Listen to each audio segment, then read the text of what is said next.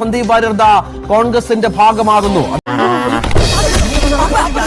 അവനത് ചെയ്യും, ചെയ്തില്ലെങ്കിൽ അത്ഭുതമുള്ളൂ. എന്നോട് അത് ചെയ്യരുതായിരുന്നു അത്തയ്ച്ച. ചാനൽ ചർച്ചകളിൽ നമ്മൾ സ്ഥിരമായി കാണുന്ന രണ്ട് മുകളാണ്. ഒന്ന് ജ്യോതികുമാർ ചാമക്കാല, മറ്റൊന്ന് സന്ദീപ് വാര്യർ. രണ്ടുപേരും അങ്ങോട്ടും ഇങ്ങോട്ടും നമ്മൾ ചാനൽ ചർച്ചകളിൽ വെച്ച് തല്ലുകൂടുന്ന രീതിക്കാണ് കണ്ടിട്ടുള്ളത്. പല സമയത്തും ആശയപരമായിട്ടുള്ള വഴക്കുകൾ ചാനൽ ചർച്ചയിലുണ്ട്. ഇനി ഒറ്റപ്പാളയത്തിലാണ് യാത്ര അല്ലേ? തീർച്ചയായിട്ടും. ഒരു നല്ല എതിരാളിയെ നഷ്ടപ്പെട്ടതിലുള്ള സങ്കടം ഉണ്ടെങ്കിലും ആ എതിരാളി ഞങ്ങളുടെ കുടുംബത്തിലേക്കാണ് കടന്നു വരുന്നത് എന്ന കാര്യത്തിൽ സന്തോഷമുണ്ട്. നിനക്കിതെങ്ങനെ സഹിക്കാൻ കഴിയും ജോസേ? ജോസേ അങ്ങോട്ട് കൂടി. സന്ദീപിനെ സംബന്ധിച്ച് വളരെ കൃത്യമായി കാര്യങ്ങൾ പഠിച്ചവതരിപ്പിക്കുകയും സന്ദീപ് വാര്യറൊക്കെ ഈ മോദി ഭക്തന്മാരായിട്ട് അവരുടെ വിസർജ്യങ്ങൾ അവരുടെ തള്ളുകൾ വിവരക്കേടുകൾ അത് അപ്പടി വിഴുങ്ങിയിട്ട് അത് ഇവിടെ വന്നിരുന്ന് വീണ്ടും ഛർദ്ദിക്കാൻ ശ്രമിക്കരുത്. ശരി പോട്ടെ, കൂടുതൽ എന്നെ നാറ്റിക്കരുത്. പിന്നെ കാണാം നിങ്ങൾ പറയുന്ന പച്ചക്കള്ളം, നിങ്ങളുടെ സംഘീയ ക്യാമ്പുകളിൽ നിന്ന് കിട്ടുന്ന വിവരക്കേടുകൾ മാത്രം വിളമ്പാനുള്ള വേദിയായി ഇത് മാറ്റരുത്.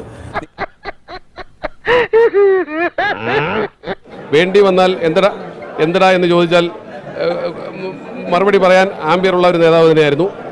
ഇതൊന്നും കണ്ടിക്കാൻ പറ്റുള്ള ഞാൻ പോണേണ്. അതുകൊണ്ടാണ് ഞാൻ പറഞ്ഞത്, എന്നെ സംബന്ധിച്ച് വ്യക്തിപരമായി ഒരു എതിരാളിയെ നഷ്ടപ്പെട്ടു. പക്ഷേ ഞങ്ങളുടെ കുടുംബത്തിലേക്ക് വന്നതിൽ സന്തോഷമുണ്ട്. അതിനപ്പുറത്തേക്ക് ഞങ്ങൾ പല മിനിമം ആണെങ്കിലും ഞങ്ങൾ തമ്മിൽ സൗഹൃദം നിലനിർത്തിയിരുന്നു. മഞ്ജുഷ ഇമാതിരി തെമ്മാടികളെ കൊണ്ടുവന്ന് ഇന്ത്യയുടെ പ്രധാനമന്ത്രി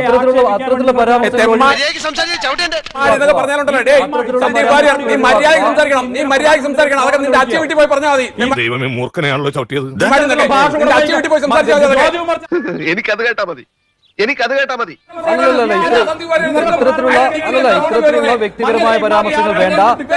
സന്ദീപ് ജ്യോതികുമാർ ചാമക്കാല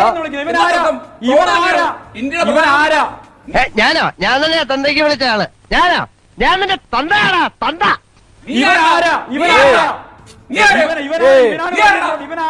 ഞാനാരാണെന്നോ? താനാരാണെന്ന് തനിക്കറിയാമേലെങ്കിൽ താൻ എന്നോട് ചോദിക്ക് താൻ ആരാണെന്ന്.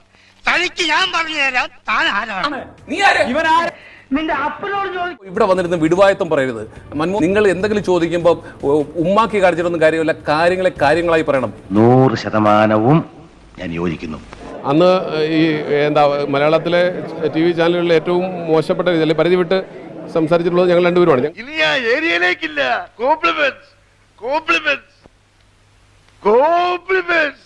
എതിരാളിയല്ലേ, ഇനി കൂട്ടാളിയാണല്ലേ?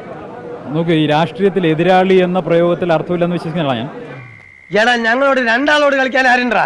ചില ഘട്ടം മനുഷ്യരല്ലേ, കൈവിട്ടു പോകും. അങ്ങനെ ചില സന്ദർഭങ്ങൾ ഉണ്ടായിട്ടുണ്ട്. അതന്നത്തെ ചോരത്തിളപ്പിന്. പക്ഷേ ഞാൻ എല്ലാ കാലത്തും ബഹുമാനിക്കുന്ന, ഇഷ്ടപ്പെടുന്ന ഒരാൾ തന്നെയാണ് ജ്യോതികുമാർജി. എന്നെ പൊക്കി പറഞ്ഞ് സോപ്പിടാനുള്ള പരിപാടിയാ. അപ്പൊ എന്തായാലും അദ്ദേഹം പറഞ്ഞതിൽ കൂടുതലൊന്നും ആ കാര്യത്തിൽ പറയാനില്ല. എങ്ങനെ വിശ്വസിക്കും? അദ്ദേഹം വളരെ നന്നായിട്ട് കോൺഗ്രസിനെ ഡിഫെൻഡ് ചെയ്യുന്ന ആളാണ്. നല്ല എന്താ പറയാ, തഗ് ഇടുന്ന ആളാണ്. അപ്പൊ സ്വാഭാവികമായിട്ടും ഇനി എനിക്ക് അദ്ദേഹത്തിന്റെ തഗ്ഗിന് കൈയടിക്കാറ്.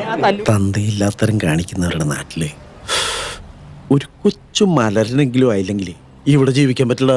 നിനക്കെല്ലാം ഉണ്ടാവും, ദൈവം തരും. വന്ന വഴി മറക്കരുത്. ഞങ്ങൾ ഇറങ്ങട്ടെ. ചെറുകാലുകൾ എന്താ വലിയ ടില്ലിത്തേക്കിട്ട് പോകുള്ളൂ. എന്റെ ഈ ചാനൽ നിങ്ങൾ സബ്സ്ക്രൈബ് ചെയ്യുക, ഷെയർ ചെയ്യുക, ലൈക്ക് ചെയ്യുക. സൈഡിലുള്ള bell button Ding Ding Ding Ding അമർത്തുക.